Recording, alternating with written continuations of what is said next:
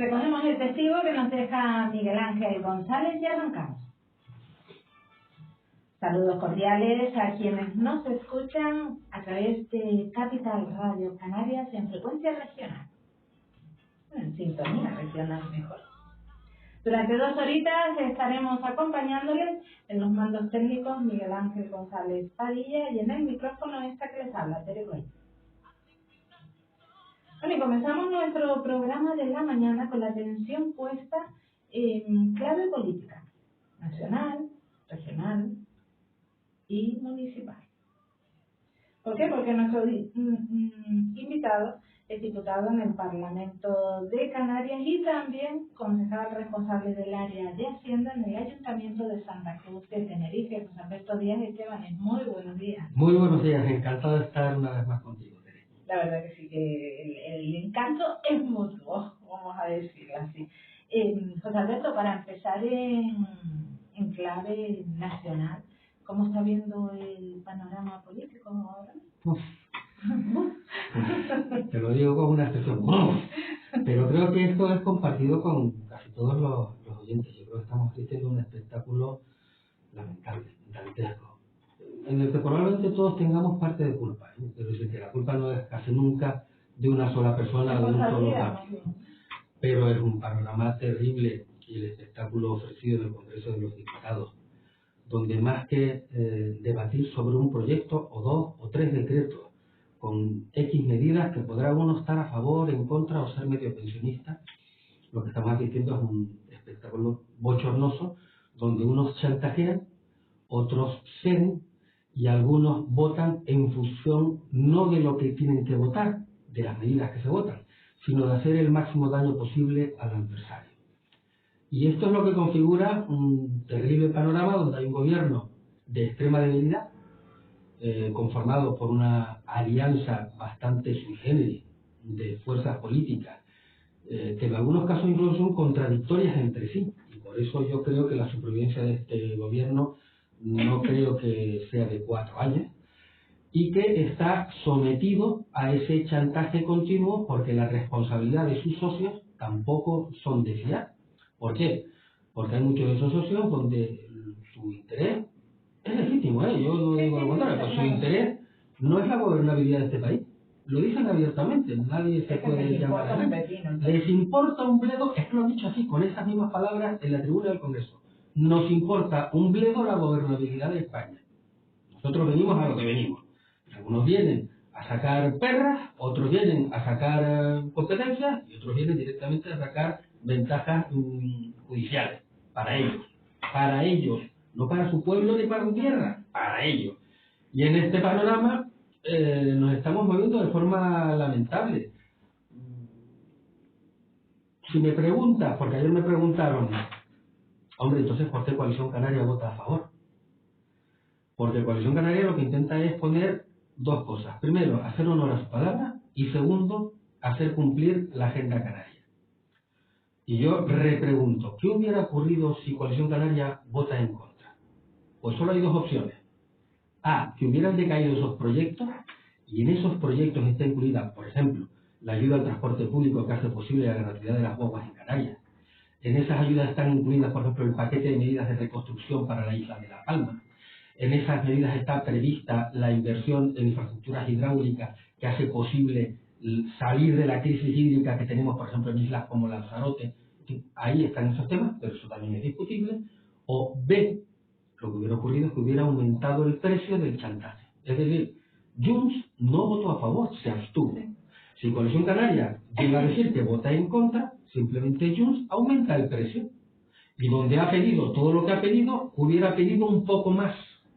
Y ese poco más lo hubiéramos pagado entre todos los demás. Porque no les quepa duda, el señor Sánchez hubiera pagado lo que hubiera pedido, lo que sea. Están dispuestos a todo. Luego yo creo que sensatamente Coalición Canaria no podía entrar en ese juego del chantaje de última hora, que también explicó el señor Turull, portavoz de Junts per Catalunya, en una entrevista en radio, donde decía, bueno, claro, el gobierno iba cediendo y nosotros aprovechando. Esto no es negociar, esto no es política. Mira, la política es cierto que es el arte de la negociación, el arte de lo posible. Pero lo menos se puede convertir en una especie de almoneda de subasta pública a ver quién trinca más por el menos por su voto, ¿no? A mí me da un poquito de vergüenza, lo tengo que decir de esta manera. Pues Alberto, si Coalición Canaria hubiese sabido que entre las negociaciones estaba incluido la cesión en materia de extranjería, de migración a Cataluña, ¿hubiese votado también que sí? Probablemente no, pero primero, eso no forma parte de la votación, sino un desarrollo a posteriori. Pero no hay transparencia. Entonces, claro, no hay transparencia y no te enteras hasta que después se producen las votaciones. Coalición Canaria vota lo que vota esa serie de medidas que hacen posible, por ejemplo, que lleguen las ayudas de 10.000 millones de euros de la Unión Europea. Y si no se aprueba ese paquete de medidas solicitado por la Unión Europea, no hubieran llegado las ayudas. O se hubiera solucionado de otra manera, puede que, en fin, ¿no?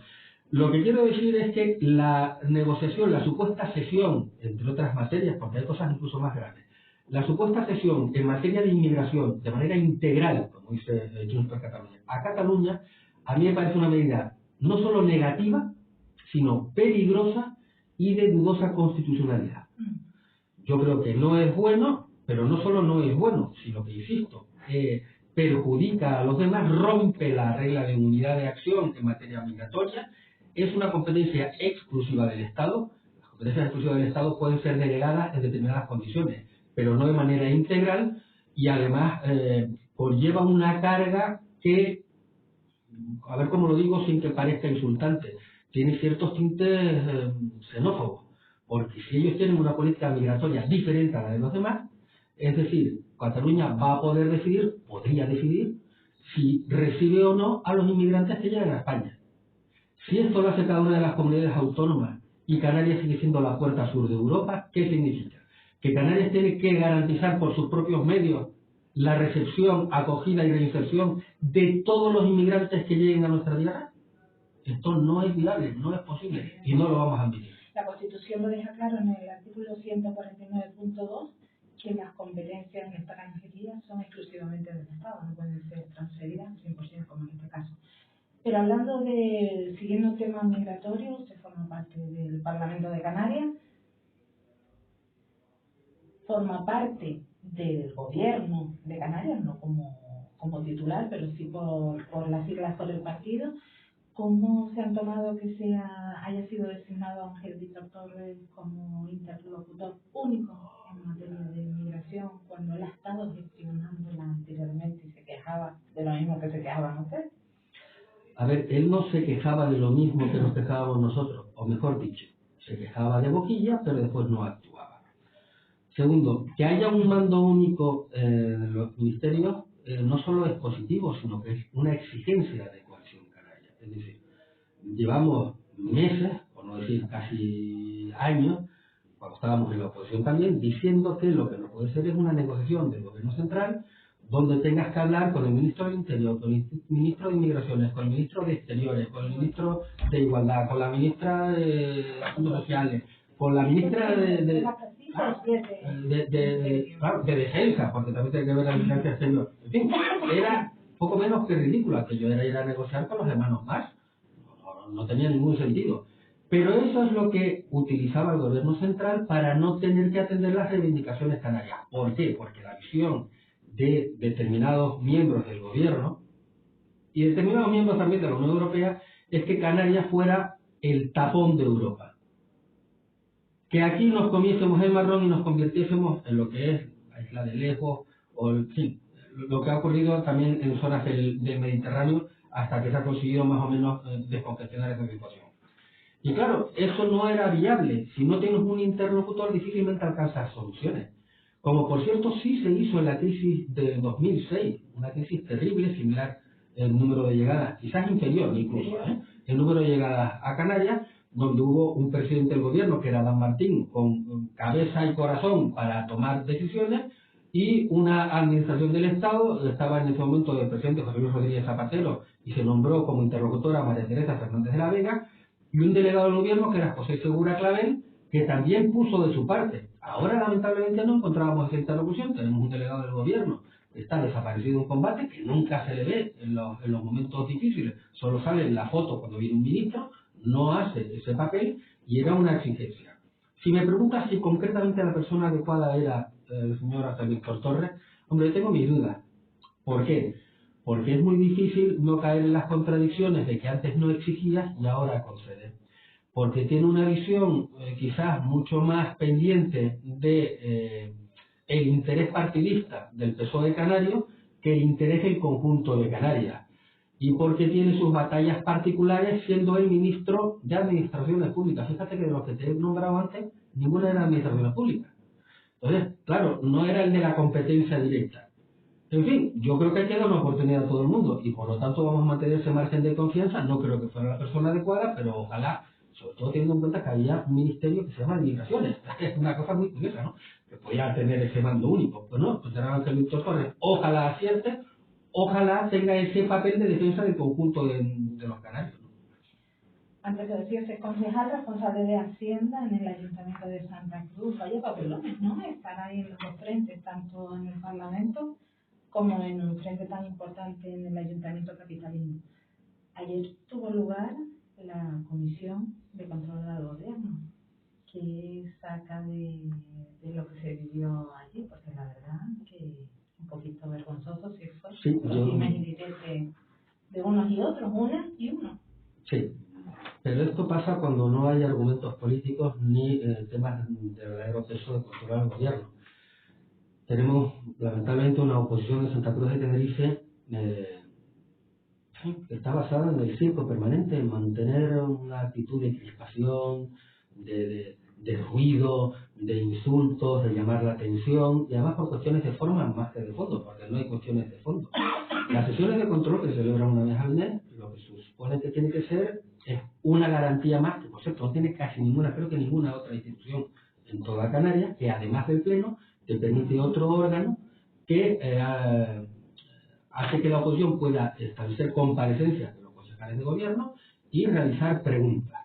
Bueno, pues desde que ha comenzado esta legislatura, la oposición del Partido Socialista, encabezada por Patricia Hernández, ha convertido cada sesión de control al gobierno, en la comisión de control, o en los plenos del ayuntamiento, en un circo de tres pistas, donde a ver quién grita más, quién insulta más, quién crispa más y quién provoca más al adversario. Y ayer tengo que pedir disculpas en nombre del ayuntamiento a los vecinos de Santa Cruz. Otra vez volvió a pasar lo mismo. O sea, ninguno de los temas que se llevaron ayer era especialmente polémico. Y la oposición que se dedica a esa bronca permanente, a buscar las cuestiones de formas, pues en este caso fue don Florentino Guzmán, del Partido Socialista, quien vino a decir, están los vídeos ahí rodando, no es que yo lo diga, dirigiéndose a Evelyn Alonso, concejal de movilidad del Ayuntamiento de Santa Cruz, bueno, y a esta señora, por llamarla de alguna manera, ¿cómo? A ver, repita, ¿cómo que por llamarla de alguna manera a esta señora? Pero usted, ¿quién se ha creído que es? Pero usted, es que no es usted representa a un ciudadano de Santa Cruz, que le habrán votado a usted y no a mí, pero son ciudadanos de Santa Cruz y les tenemos que representar con dignidad. Y usted no puede dedicarse a venir aquí a insultar y a crispar y a decir, a señalar de esta manera. Pero no es la primera vez.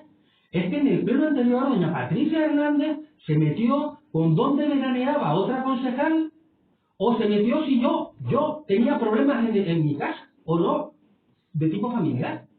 Y lo dice así, en público. Porque se llevan las cuestiones personales de los políticos, que yo creo que les interesa un bledo, y lo digo claro a la ciudadanía, porque bastante tiene, cada uno con lo que tiene. Y digo esto, y también creo que la señora Evelyn Alonso también atacó o insultó la señora Evelyn Alonso, y está también el vídeo colgado en redes, lo que responde es, claro, ante el ataque de don Florentino Guzmán, que había sido responsable de seguridad ciudadana en una etapa anterior, y tenía que haber elaborado y desarrollado una ordenanza fiscal, no viene al caso. Es que usted, durante el año y pico que estuvo de concejal, no hizo nada más que ir al gimnasio con su compañerito. Eso tampoco se recibe. No es de recibo, está mal hecho. Pero su compañerito no se refería a ningún compañero refiriéndose a su condición sexual, sino a un compañero de la policía local.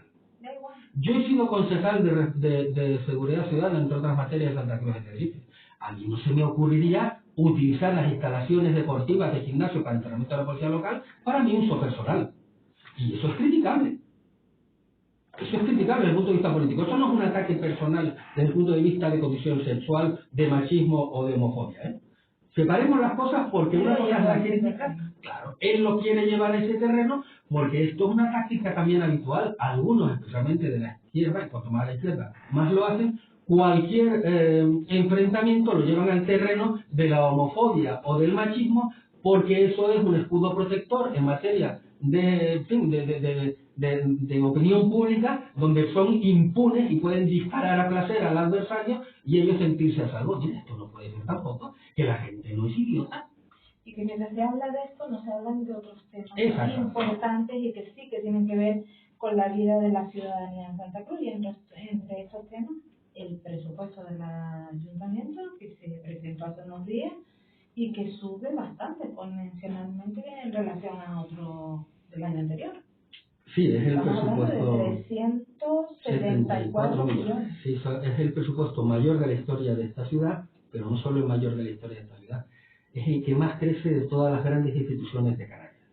Mientras que el Ayuntamiento de Las Palmas puede subir el Ayuntamiento de Las Palmas, el Cabildo de Tenerife, el Gobierno de Canarias están subiendo entre el 8 y el 11%, Santa Cruz va a subir un 17,1%.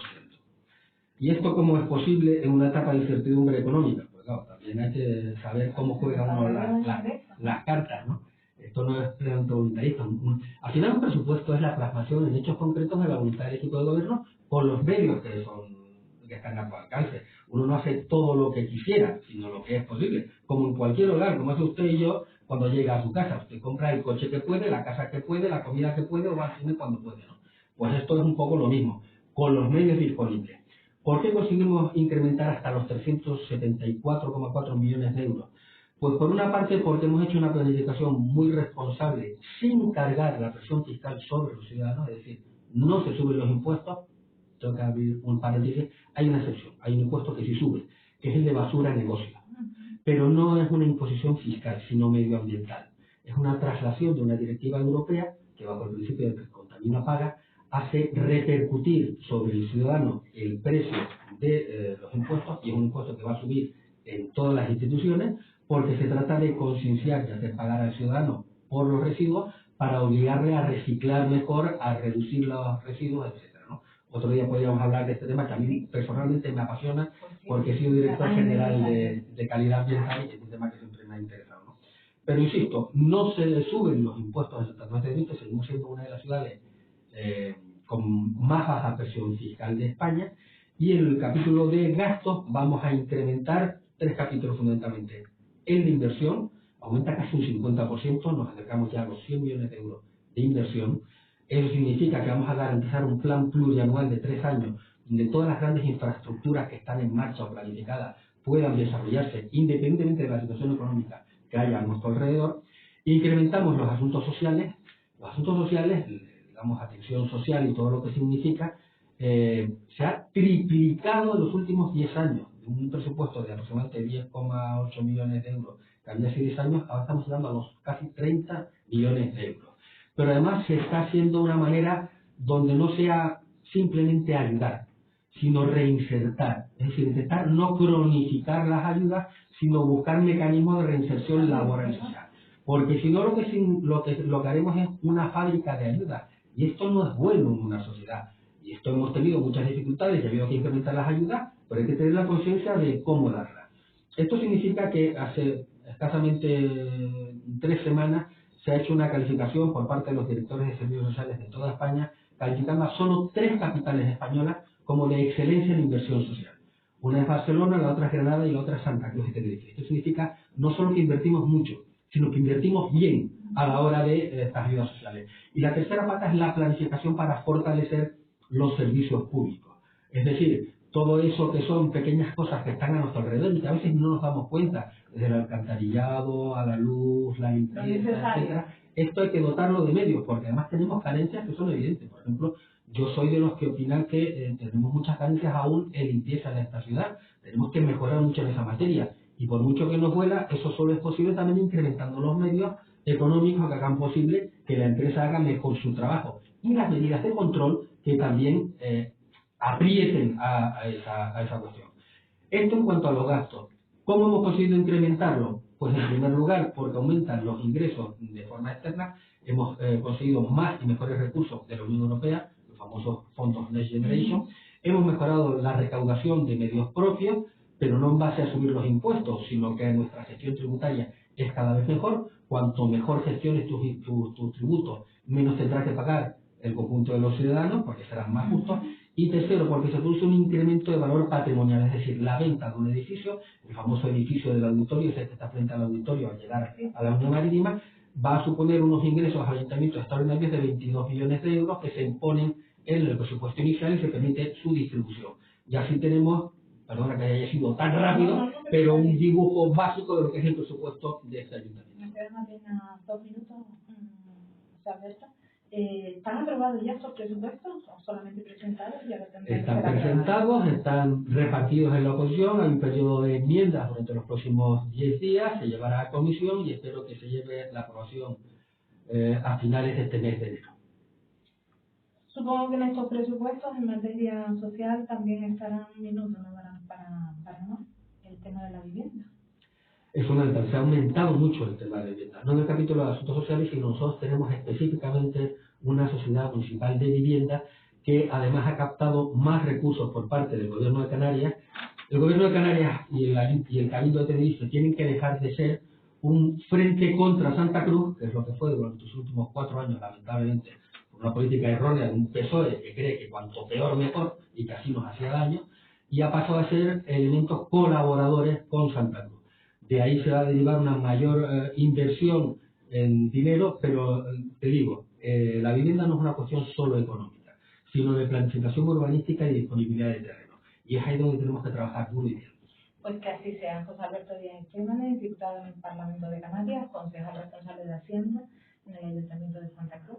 Muchísimas gracias por estar aquí. Como sabes, es un placer para mí estar en esta casa que le tengo mucho cariño. Muchísimas gracias. Hacemos una pausa y continuamos. Pues bien, ¿no? Oye, pues tenemos que quedar para